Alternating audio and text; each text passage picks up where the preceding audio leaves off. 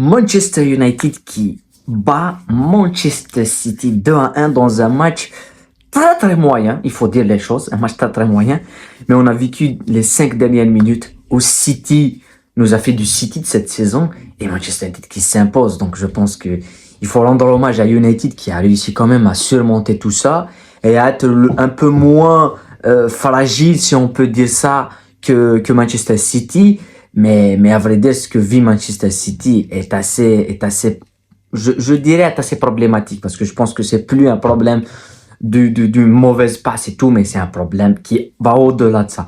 Donc, on va essayer de débriefer ce derby de Premier League, ce derby de Manchester entre Manchester City et Manchester United, victoire de United 2-1.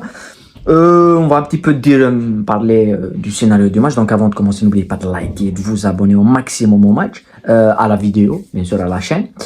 La première chose que je voulais dire, c'est, on va parler du scénario du match. Un match moyen, des choix tactiques assez différents. On a vu déjà Ruben Amorim qui a fait 2 choix très forts, ne pas prendre Garnacho, ne pas prendre Rashford. Il a dit je veux pas de ces 2 joueurs là pour ce match et ça lui a donné raison, il gagne. Donc maintenant tout le monde va se dire mais Amorim, c'est ce qu'on disait. Mais Amorim là il est en train de donc je vais donner tout mon possible pour qu'il me prenne. Donc City avec Nunez qui rentre sur le côté, c'est pas son poste de prédilection, mais je pense que ça va desservir City sur le match. Mais le retour de De Bruyne, Kovacic qui commence sur le banc, Silva, Foden et tout. On a vu une première mi-temps très moyenne avec cette ouverture du score de Manchester City sur un corner joué hasardeusement de Gvardiol. À part ça, il n'y a absolument rien. United n'arrive pas à jouer. Déjà qu'ils perdent très tôt, monte.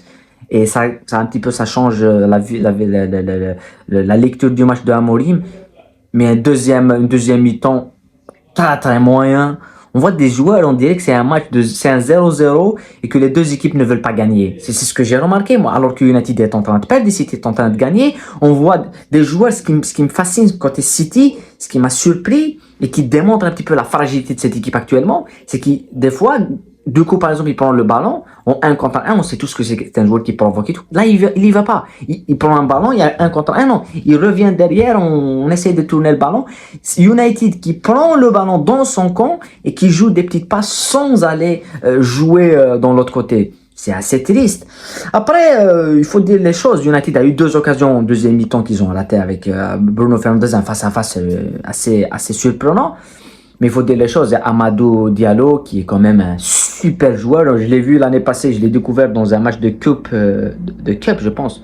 La coupe qu'il gagne, la FA Cup qu'il gagne justement face à Liverpool. Dans les derniers instants, c'est lui qui marque, il sort le t-shirt, il fait la célébration de Messi. Ça m'a un petit peu fasciné, ce joueur qui va vite, qui est technique, qui a 1 seconde d'avance sur les autres. Et tu le mets sur le côté, je pense qu'il faut le mettre dans l'axe. Directement. Il a tardé à Amorim à faire ça. Je pense qu'il a attendu la 77e minute pour faire des changements. Sortir Højlund, qui a fait un match dans la duel avec l'axial de City, mais sans voilà, Diaz sans vraiment prendre le dessus. Il fait sortir Mazraoui qui a souffert de coups, mais sans prendre ça. Il a fait rentrer Anthony comme latéral. Il a permis à Anthony de monter. Et a permis à Diallo de rentrer dans l'axe. Et puis là, il y a cette erreur défensive de City, de Nunez, de City qui donne le ballon à Diallo, qui la récupère. Et puis là, il y a pénalty causé par Nunez, qui n'est pas dans... Nunez, on le sent que 1 contre 1, il ne sait pas défendre. Sur le côté, hein, quand il sait pas, c'est pas son rôle, c'est pas un latéral et tout. Mais il commet cette faute sur Diallo qui va vite, très vite. Pénalty pour United, marqué transformé par Bruno Fernandes, et puis quelques minutes après, un ballon somptueux pour Diallo qui va vite, qui élimine d'une justesse technique Ederson et qui place le ballon dans les buts d'1-1 pour Manchester United. C'est plus les démons, mais c'est plus que des démons qui poursuivent Guardiola et cette équipe de City. On a l'impression que même s'ils gagnent 4-0, ils vont se faire rattraper parce que il y a pas d'assurance. Et là où il n'y a pas d'assurance, c'est là où on le sent que c'est Guardiola qui a fait. Pour moi, aujourd'hui, c'est la défaite de Guardiola. Pourquoi? Parce qu'il mène 1-0. Il reste 7 minutes, je pense. 7 minutes, il mène 1-0. Et il demande à ses joueurs Il demande à Ederson de dégager.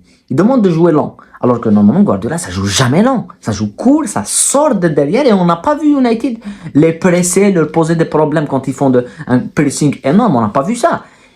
Il a dit à ses joueurs. Et là, on sent que ces joueurs se sont dit, mais attends, mais là, le mec est en train de se renier tactiquement. Il est en train de faire quelque chose qu'il ne fait pas d'habitude. Donc, peut-être que... Et il a installé une certaine peur dans son équipe. Et derrière, t'as deux fausses interceptions, deux fausses passes et un but pour United. Et là, tu sais que United peut marquer le deuxième but. Tu sais que quand il y a 1-1, l'équipe qui peut marquer le deuxième but, c'est United, c'est pas City. Donc voilà, c'est assez triste ce qu'on voit de City. C'est très très bon pour Ruben Amorim et pour United. Je suis extrêmement content pour eux. Je suis extrêmement content pour Amorim, mais parce que ce qu'il a fait aujourd'hui, c'est un changement tactique, deux changements tactiques qui amènent quelque chose. C'est une très bonne chose. Mais il faut dire les choses, c'est un match très très moyen. Les deux équipes sont extrêmement loin des niveaux de Newcastle, d'Arsenal, de Liverpool et tout. Ils sont loin de ces niveaux-là. Donc, mais voilà. Pour les tops, pour moi, j'ai adoré le match d'Adam Diallo, d'Amada Diallo. Pour moi, c'est l'homme du match, de très très loin. Côté City, si on peut ressortir quelqu'un, on a vu un meilleur Foden. Malgré qu'il n'a pas marqué, c'était le plus visible. On a vu, oui, c'est entre deux, avec Vardiol, c'est entre deux, mais voilà, le flop, c'est Haaland. Le match d'Haaland, il est quand même chaotique. Haaland, tu as l'impression que si tu lui donnes pas, il la touche, il peut pas marquer. Et c'est pour ça qu'on disait quand on le mettait dans des discussions pour le Ballon d'Or, Haaland ne peut jamais mériter le Ballon d'Or. Sauf s'il fait des choses qu'il ne fait pas, parce que là, il fait pas déjà, il fait pas les choses qu'il ne fait pas. Et il ne fait même pas les choses qu'il fait d'habitude. C'est-à-dire des tapines, des coups de tête directement dans les buts. Et c'est assez triste. Le downfall de certains joueurs de City. Je pense qu'il y a des joueurs qui... C'est fini. J'en ai parlé récemment quand j'ai fait cette analyse sur Manchester United, sur la Premier League. J'ai parlé de United, j'ai dit... de City plutôt, j'ai dit qu'il faut changer des joueurs. Il faut changer. Il faut ramener 4-5 joueurs ou... Il faut changer d'entraîneur. Donc, tu peux pas continuer comme ça. Soit tu changes, tu recrutes 4 joueurs de qualité, c'est-à-dire un milieu de terrain qui remplace De Bruyne, un autre milieu de terrain qui remplace Rodri, un défenseur central qui va dans l'axe, et un ailier ou un attaquant de classe mondiale. Et tu ramènes ces 4 joueurs qui vont t'amener ce souffle nouveau. Parce que là, tu sens que les joueurs comme Grealish, ils rentrent, c'est des vacances. Ils rentrent, ils rigolent. À 1-0, il était en train de rigoler. Pour lui, c'est les vacances. Alors que non. T'es compétitif en Premier League, dans le foot de haut niveau, dans le sport de haut niveau, tu peux pas rester sur tes acquis. Tu dois continuer. Et c'est ce que malheureusement cette équipe de City ne fait pas. Et bravo à United qui a réussi à s'imposer. Et voilà. Après, il y a une chose à dire si on veut le rajouter sur Manchester United. Je l'ai dit au début, Amorim, il ne prend pas Rashford, il ne prend pas Garnacho. Il se dit, ces joueurs-là, je ne veux pas. Ils sont pas blessés, ils sont pas suspendus. Il les prend pas, il le dit. Il le dit clairement qu'il les prend pas. Et t'as l'impression que les joueurs le suivent. T'as l'impression que les joueurs le suivent, les joueurs jouent pour lui. Et bravo. Moi, je veux toujours que United soit en haut du classement. Comme Liverpool, comme Arsenal, comme Chelsea. C'est des équipes qui font le charme de la Premier League. Et si avec Amorim il arrive à les redresser, je pense que c'est une victoire qui va les aider. Voilà. En tous les cas, c'était le débrief du derby de Manchester. On se retrouve dans d'autres débriefs, peut-être celui du Barça. Et à très bientôt.